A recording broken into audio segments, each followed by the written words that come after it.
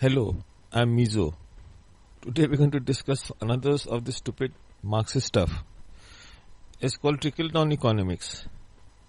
This is just one of those things that the leftists and the Marxists use to disparage capitalism. And trickle-down economics basically says that once goods are produced, they are offered to the rich and the wealthy, and what remains out of that goes to the middle classes, people who earn a good income, and then it goes down to the working class who barely make a living, and what remains after all the use and of all the consumption, that goes to the poor people. So basically poor people are starving all over the place.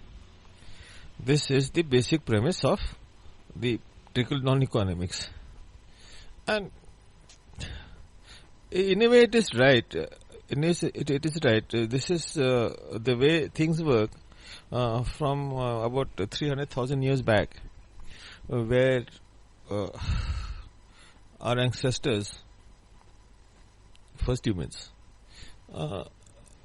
basically they used to fight for the territory because some territory would yield better food, more food than the other territory. And these fights were violent and bloody. So trickle-down economics worked even then, but at that point the goods produced was the natural goods, and those humans who were able to capture the best territory, they were most well fed. And actually we know for now that the human beings of those days were better fed than we are. You might find it stupid, but in most human hunter-gatherer tribes were better fed than we are. Maybe they had higher death rates, but they fed their diet was better than us. Whatever. So that is the reality of the human conditions. Not only the human conditions. It's the reality of all animals who live in a group.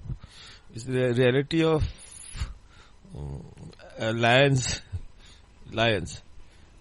and because they hunt in a group, and the most powerful lion, who actually don't hunt. See, lions don't hunt. Lionesses hunt, and they get the best food. They just go out there and threaten everybody, or even when they fight among themselves, and the most powerful guy gets to the food first, and the rest of them get the remainders. So that is human condition, and yeah, it's nice to point it out through this theory that the rich and the powerful get the first choice on stuff, and the poor get the last choice. That's nice to point it out. But here's the point. What you're doing about it? Yeah, that is the thing now. See, this definitely is a definition, a different consumption pattern of the very rich and the very poor. The question is now, what you are going to do about it? See, the capitalism tackles it in a very different way. And communism tackles it in a totally different way. Now, in capitalism, what happens is basically called segmentation. So, companies who want to survive, corporates, and even small companies, they look at the market through their own lenses. So, like if you have cars, for the super rich, they have supercars, and then they have luxury cars for the upper segment. If you go lower down the scale, then you have mass-produced cars. At the bottom of the scale, you have second-hand cars, used cars. That's how they cover the market. So there is a segmentation here, and the super rich won't dream of buying a second-hand car. In fact, the people who can afford the mass-produced car will never ever buy, unless they fall into bad times, a second-hand used car. That does not happen. So, uh, in the capitalist system, the market forces the business to look at the segmentation of it. Like in the commodity of rice. I mean, most of my viewers would think rice is a standard commodity, but actually it's not. I mean, this high quality superfine rice, and there's extremely low quality rice that is broken into pieces, and the price difference is about 8 to 10 times. So the super high fine quality rice is aimed at the super rich, and the low quality rice is aimed at the poor. And a lot of these miracle seeds that produces a lot of uh, rice by weight. Those produces a low quality rice.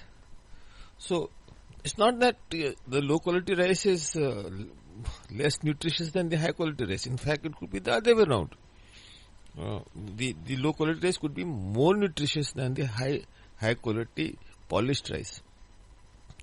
But that's the story. So capitalism has to look at all these segments and it's also tackled in a different way. There are companies that tap onto the upper end of the market. Like there are many companies, I wouldn't like to name them, but they basically deal in luxury goods. And then you have in the same market companies that produce mass produced stuff. And then at the lower end we have companies that produce the copies.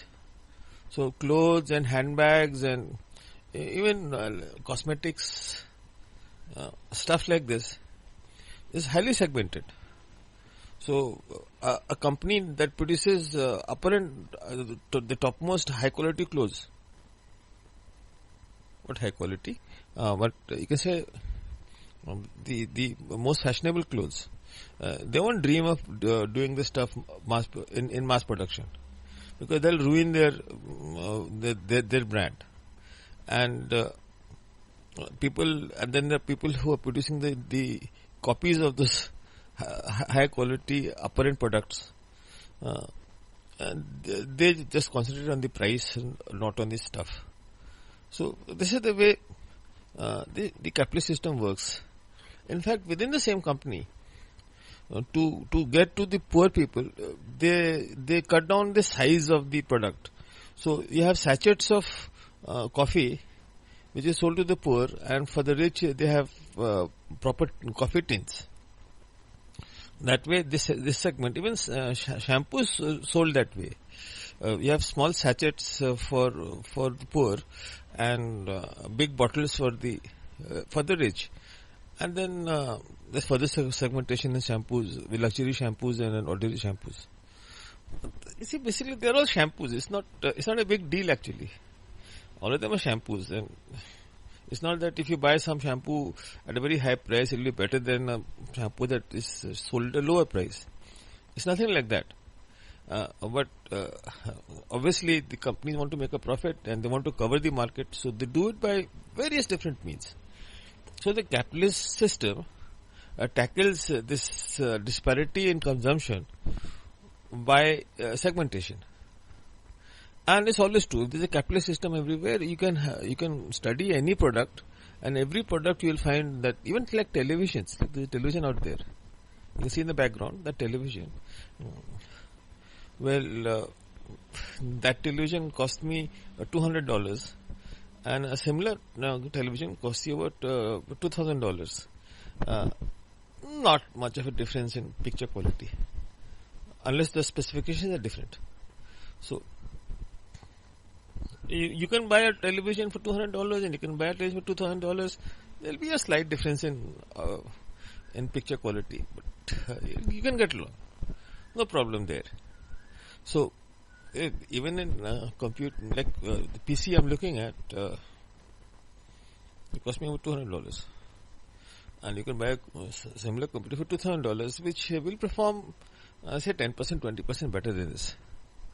So you have segmentation in all stuff like that, and this is the way the capitalist system works.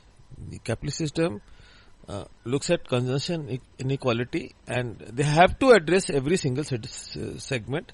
If they don't address all the segments, then they will have to somebody else will come along and do it. Like in hotels. In hotels, you come with absolutely dirty, low quality hotels with total cheap rates, and going up to the highest quality hotels with extraordinary, super fine, deluxe rooms. So, and the price difference may be 10 to even 20 times. So, even the hotel industry, they have to segment the products. So some hotels they just bother about the price, not about the rooms, and some hotels bother about the rooms, not the price. And there are customers who are willing to pay a very high price for a stupid room, or the customers who are not willing to pay a price, so they don't mind, just have a night sleep somehow, and then run away in the morning. So capitalism tackles this problem by segmentation. However, in the Marxist state, they can't do this. See, the ideologies tells them that there has to be equality. Now, once you talk about equality at any cost, then you can't have segmentation. You can't have you can't have a car market that starts with total luxury cars and then degrades down to third class old cars. Basically, in Marxist economies, cars were offered to the public at very low rates. Generally, all the cars were of lowest quality. So, the answer to this effect in a Marxist economy was lowering down the product quality. And there are other reasons for that, because the car manufacturer were basically all monopolies. They could produce anything they want, and the customer had to come and buy it from them. There were no other suppliers in the market, and once that happens, then the quality falls. But they had those big, huge limousines that were designed on Cadillacs, and that was reserved for the Politburo members. They had it then. They had this stuff there. So, the trickle-down theory is a fact of life, and it is a fact of life of all economic systems and all political systems. That is undeniable. But the way they put it, it's not true. You see, there is a huge production of milk in the capitalist markets. A huge production of milk in capitalist markets. Sometimes the position arises that people have to kill off the cows because nobody is willing to buy the milk at any rate whatsoever. So the production becomes so high that there is no purchaser left for the milk. So people have to go around killing all the cows and lowering the production so that the price becomes economical. It is like that. So, and that is even in the milk sector. There is a segmentation in the milk sector too, but that's a different story. So, capitalism basically responds to the market, and if there is a market for low quality products, they supply it. In communism, you can't do that. In socialism, you can't do that. So basically, there is no supply. There is no supply whatsoever. So hotel rooms in these communist countries were beyond the reach of everybody. Basically beyond the reach of everybody, and these hotel rooms were also not well maintained at all, because the hotel industry was a nationalized industry, and the workers were paid nevertheless. I know there were hotels in India that were taken over the government, and they were run in socialist pattern. So you would think that the cooks and the waiters and the ushers they would take pride in the product, but exactly the opposite happens. They didn't care less. In fact, they began systematically looting the hotel. stealing stuff from the hotel, and uh, stealing from the hotel from employees is a common thing actually. But in capitalism, there's somebody out there to control the stealing. But in this government hotels, it was quite difficult to manage this bureaucratically, and the hotel standards just went down. Ultimately, the government kept a couple of hotels in their hands. The rest of them they gave to the capitalists, and those hotels are still running now. And I don't think any of the employees are left, but the standards have improved, definitely improved.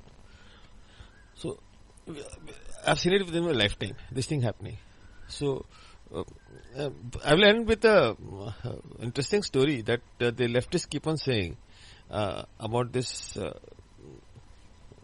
consumption patterns, so-called trickle-down economics.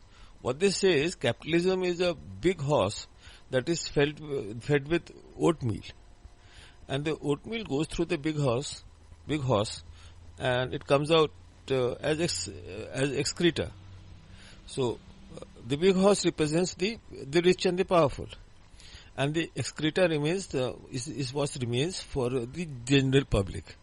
That's how they define. They're idiots. That's how they define a very complex phenomena of consumption. That the whole of the produce goes to the ruling upper class, and what remains is the excreta that's served to the lower class. But this is a total false way of putting it, because, as I explained to you before, that the goods that are produced for the working class are actually targeted at them. The upper class people will not buy them. In fact, I really know people who won't buy low quality rice, who won't eat low quality rice. They'll just throw it away. If you offer them low quality rice, they'll throw it away. Whereas in my family, we go for low quality rice also occasionally because of its nutrition, and some of the dishes are best eaten with low quality rice. Most of my viewers will be surprised by that, but there are a lot of dishes that are supposed to be served with low quality rice, not with high quality rice. Every dish is not supposed to be served with high quality rice. So, with that, I end this part of this lecture, reminding you once again that capitalism is a superior way to manage your economy, and socialism is a way to destroy it. Thank you for listening in, guys. And this is a series of lectures that goes. I've already put on the YouTube, and if you like this one, then you could actually listen to the rest of it. And there is another series on evolution. How did life evolve from air and water? Basically, there is in fact a very simple system in which life can be produced from air and water in a planet called Earth. It can't happen everywhere. Thanks for listening, guys. This is Ido signing off.